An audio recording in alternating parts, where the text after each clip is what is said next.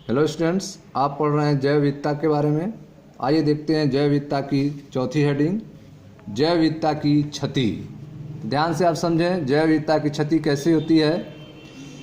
जबकि यह संदेहपूर्ण है कि क्या जाति उद्भवन द्वारा कुछ नई जातियां पृथ्वी की जातियों में सम्मिलित होती हैं। ठीक है, तो आप देख रहे हैं कि यह एक संदेहपूर्ण है कि क्या कुछ नई जातियां पृथ्वी की जातियों में सम्मिलित होती हैं। किसके माध्यम से? जाति उद्भवन द्वारा। लेकिन इसमें कोई संदेह नहीं है कि उनकी निरंतर हानि होगी। ठीक है, जो जातियां हैं उनकी निरंतर हानि होगी, वे जातियां नष्ट होंगी, इसमें कोई संदेह नहीं है। लेकिन यह एक संदेहपूर्ण है कि क्या कुछ नई जातियां पृथ्वी की जातियों में सम्मिलित होती हैं, अर्थात जातियों का उद्भवन होता है। ठीक है, जबकि यह संदेहपूर्ण है कि क्या जाति उद्भवन द्वारा कुछ नई जातियां पृथ्वी की जातियों में सम्मिलित होती हैं, लेकिन इनमें कोई संदेह नहीं है कि उनकी निरंतर हानि होगी। ठीक है, तो जातियों का हानि होना, ठीक है, इसमें कोई संदेह नहीं है। लेकिन जातियों का उत्पन्न होना, नई जाति का उद्भवन होना, इसमें संदेह है। हमारे ग्रह पर जैव संपदा भंडार तेजी से हानि हो रही है।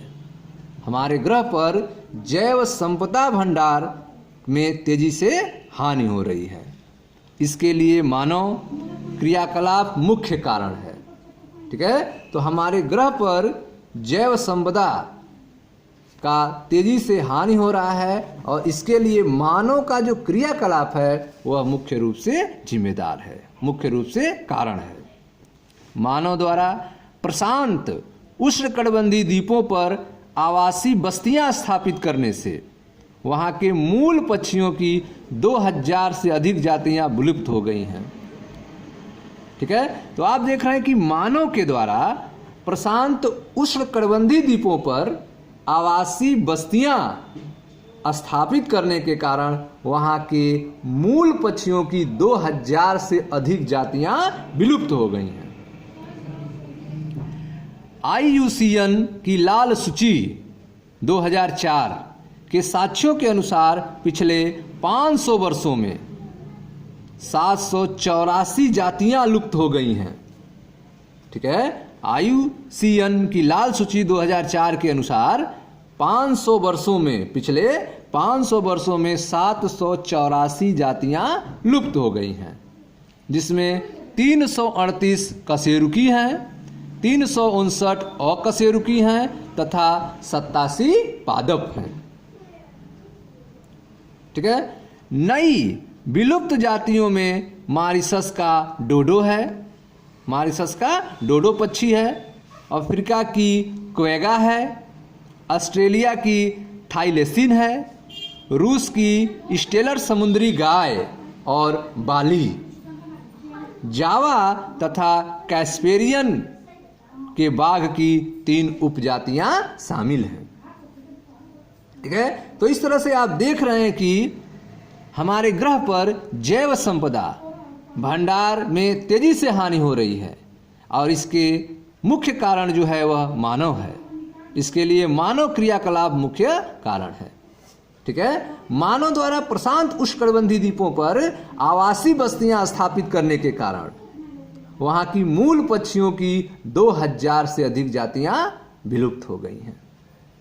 ठीक है, IUCN की लाल सूची 2004 के साक्ष्यों के अनुसार 500 वर्षों में, पिछले 500 वर्षों में 784 जातियां लुप्त हो गई हैं। नई जो विलुप्त जातियां हैं उसमें मॉरिशस का डोडो, अफ्रीका की क्वेगा, ऑस्ट्रेलिया की थाइलेसिन, रूस की स्टेलर समुद्री गाय एवं बाली और जावा तथा कैस्पेरियन के बाघ की 3 उपजातियां शामिल हैं। पिछले 20 वर्षों में 27 जातियां विलुप्त हो गई हैं। ठीक है, तो आप देख रहे हैं कि पिछले 20 वर्षों में जो है 27 जातियां विलुप्त हो गई हैं। आंकड़ों का सावधानी पूर्वक विश्लेषण दर्शाता है कि जातियां वर्गों के विलोपन यादृच्छिक नहीं हैं, जैसे कि उभयचर समूह अधिक विलुप्त हुए हैं।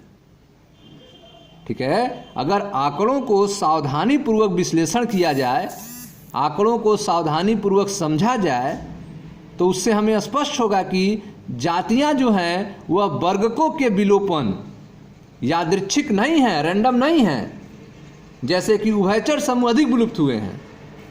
इसकी भयानक कथा के संदर्भ में एक तथ्य यह भी है कि विश्व की 15,500 से भी अधिक जातियां विलुप्त के कगार पर हैं। विश्व की 15,500 से अधिक जातियां जो हैं वह विलुप्ति के कगार पर हैं। इस समय 12% पक्षी, 23% स्तनधारी, 32% उभयचर और 31% आवृतबीजी की जातियां विलुप्ति के कगार पर हैं। ठीक है, तो अगर आंकड़ों का सावधानी पूर्वक विश्लेषण करें तो यह दर्शाता है कि जातियां जो हैं वह वर्गों के विलोपन अर्थात टैक्सा के विलोपन रैंडम यादृच्छिक नहीं है, जैसा कि उभयचर समूह अधिक विलुप्त हो रहे हैं। ठीक है, इस भयानक कथा के संदर्भ में एक तथ्य यह भी है कि विश्व की 15,500 से भी अधिक जातियां विलुप्ति के कगार पर हैं। ठीक है, इस समय 12% पक्षी, 23% स्तनधारी, 32% उभयचर और 31% आवृतबीजी की जातियां विलुप्ति के कगार पर हैं। जीवाश्म अर्थात फॉसिल अभिलेखों के माध्यम से पृथ्वी पर जीवन के इतिहास के अध्ययन से हमने जाना कि जातियों की बड़े पैमाने पर जैसी हानि हम आजकल देख रहे हैं, वैसी मानव के आगमन से पहले भी हुई हैं। ठीक है, तो जातियां जो नष्ट हो रही हैं, इस तरह से जातियां जो हैं मानव के आगमन से पहले भी हुई हैं।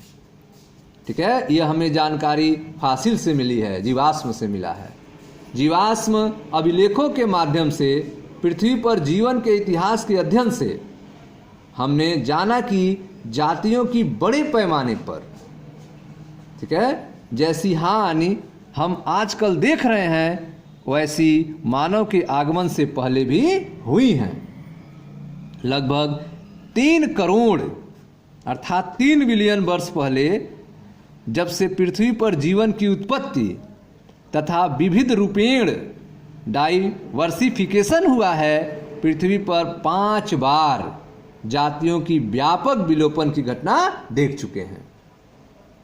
ठीक है, तो आप देख रहे हैं कि लगभग 3 करोड़ वर्ष पहले जब से पृथ्वी पर जीवन की उत्पत्ति तथा विविध रूपेण डाइवर्सिफिकेशन हुआ है, पृथ्वी पर 5 बार जो है जातियों के व्यापक विलोपन की घटना देख चुके हैं। अब जो छठा विलोपन प्रगति पर है, अब जो विलोपन हो रहा है वह कौन सा विलोपन है? छठवां विलोपन जो है वह प्रगति पर है। वह पहली 5 घटनाओं से किस प्रकार भिन्न होगा? जो पहली 5 विलोपन हो गया उसकी तुलना अगर इससे किया जाए तो वह किस प्रकार भिन्न है? अंतर केवल दर से है। पहले 5 बार भी जातियां विलुप्त हुई हैं, अब छठवें बार जो है विलुप्त के प्रगति पर हैं, तो क्या डिफरेंस है? तो डिफरेंस जो है केवल रेट का है, दर का है। अंतर केवल दर में है। आज जातियों की विलोपन दर मानव के अस्तित्व से पूर्व होने वाले विलोपन की अपेक्षा 100 से 1000 गुना अधिक तीव्र आंकी गई है। ठीक है, आज का जो विलोपन दर है वह मानव के अस्तित्व के पहले होने वाले विलोपन की अपेक्षा 100 से 1000 गुना अधिक तीव्र आंकी गई है, अधिक तेज है। इस तीव्र दर से हमारे क्रियाकलाप उत्तरदायी हैं। इस तीव्र दर से विलुप्ति के कारण जो हैं वे हमारे क्रियाकलाप हैं। हमारे क्रियाकलापों के कारण जो हैं पिछले विलुप्ति की तुलना में आज जो विलुप्ति हो रही है वह 100 से 1000 गुना अधिक तीव्र आंकी गई है।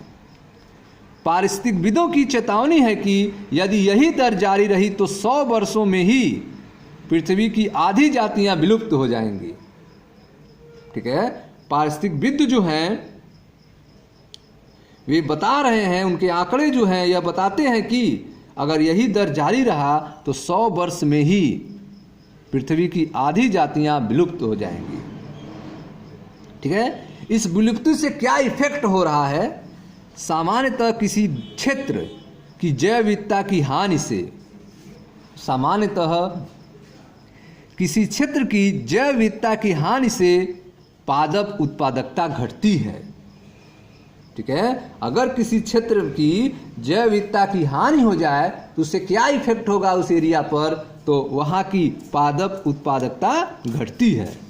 पर्यावरणीय समस्याओं जैसे कि सूखा आदि के प्रति प्रतिरोध में कमी आ जाती है। ठीक है, जो सूखा से लड़ने की क्षमता है वह घट जाती है, प्रतिरोध में कमी आ जाती है। पर्यावरणीय समस्याओं जैसे कि सूखा आदि के प्रति प्रतिरोध में कमी आती है। कुछ पारितंत्र की प्रक्रियाओं जैसे कि पादप उत्पादकता, जल उपयोग, पिंडक और रोग चक्रों की परिवर्तनशीलता बढ़ जाती है। ठीक है, कुछ पारितंत्र की प्रक्रियाओं जैसे कि पादप उत्पादकता, जल उपयोग, पिंडक और रोग चक्रों की परिवर्तनशीलता बढ़ जाती है। ठीक है, तो इस तरह से आपने देखा कि सामान्यतः किसी क्षेत्र की जैव विविधता की हानि से क्या इफेक्ट होगा। तो पहला इफेक्ट है कि वहाँ पादप उत्पादकता घटती है। दूसरा इफेक्ट है पर्यावरणीय समस्या उत्पन्न होता है, जैसे कि सूखा आदि के प्रति प्रतिरोध में कमी आ जाती है। कुछ पारितंत्र की प्रक्रियाओं जैसे कि पादप उत्पादकता, जल उपयोग, पिंडक और रोग चक्रों की परिवर्तनशीलता बढ़ जाती है। ठीक है स्टूडेंट्स, तो यह था आपका जैव विविधता की क्षति के बारे में। अब हम नेक्स्ट वीडियो में पढ़ेंगे जैव विविधता के क्षति के कारण क्या हैं। जैव विविधता की क्षति के कारण के बारे में जानेंगे। मिलते हैं नेक्स्ट वीडियो में। Thank you.